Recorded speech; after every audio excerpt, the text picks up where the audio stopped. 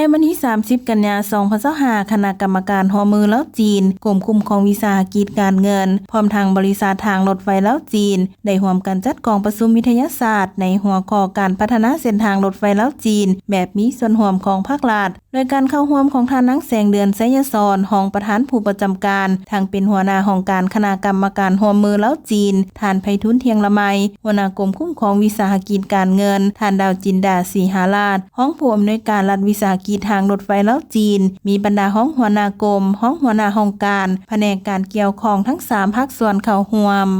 โอกาสนี้ท่านไพฑูรย์เทียงละไมได้มีทัศนะเกี่ยวกับเวียกงานการคุ้มครองการลงทุนเวียกงานรถไฟลาวจีนโดยท่านได้ยกให้เห็นบทบาทรวมของกลไกการคุ้มครองประสิทธิผลในการดำเนินงานตลอดฮอดบทบาทสำคัญของรัฐบาลลาวในการสร้างช่องทางให้รัฐบาลมีรายรับเข้างบประมาณแห่งรัฐในต่อหน้าตามกฎหมายและสัญญาเกี่ยวข้องของเวียกงานรถไฟลาวจีนในต่อหน้าท่านดาวจินดาศรีหาราชได้มีคำเห็นว่าการพัฒนาระบบคมนาคมขนส่งทางรถไฟ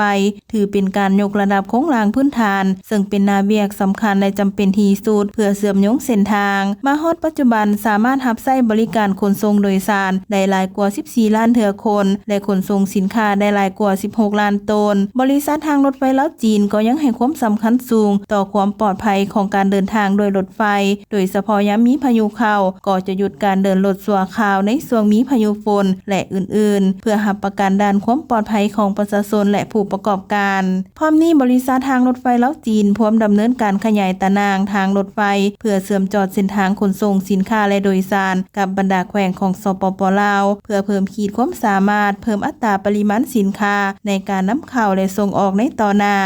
พร้อมกันนั้นท่านนางแสงเดือนไสยศรได้มีทัศนะบางตอนสำคัญว่าเส้นทางรถไฟลาวจีนแม่นสัญลักษณ์แห่งสายพัวพันของ2ภาค2รัฐประชาชน2ประเทศลาวจีนโครงการทางรถไฟลาวจีนหรือแล้วทางเศรษฐกิจรถไฟลาวจีนแม่นเป็นหนึ่งในโครงการที่สำคัญเพื่อพันขยายยุทธศาสตร์การหันจากประเทศที่บ่มีทางออกสู่ทะเลให้กลายเป็นประเทศใจกลางในการเชื่อมโยงเชื่อมจอดกับภาคพื้นและสากลซึ่งเวียกงานดังกล่าวแม่นเวียกงานบริมาซีสำคัญอันหนึ่งที่นอนในแผนพัฒนาเศรษฐกิจสังคมแห่งชาติ5ปีครั้งที่9ปี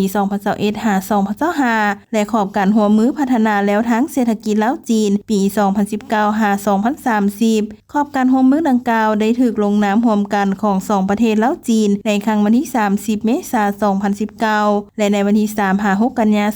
2025 การนำของ2ประเทศได้พบปะในพิธีระลึกวันชนะชัยสงครามต้านฟาสซิสต์ครบรอบ80 ปีที่สป.จีนอย่างได้ยกโครงการทางรถไฟลาวจีนมาปรึกษากันเพื่อให้การพัฒนาเศรษฐกิจสังคมโดยเฉพาะในการดึงดูดเอานักลงทุนจากต่างประเทศส่งเสริมการพัวพันหัวมือด้านการค้าการแลกเปลี่ยนสินค้าการไปมาหาสู่การท่องเที่ยวการลงทุนกับอาเซียนสป.จีนและยุโรป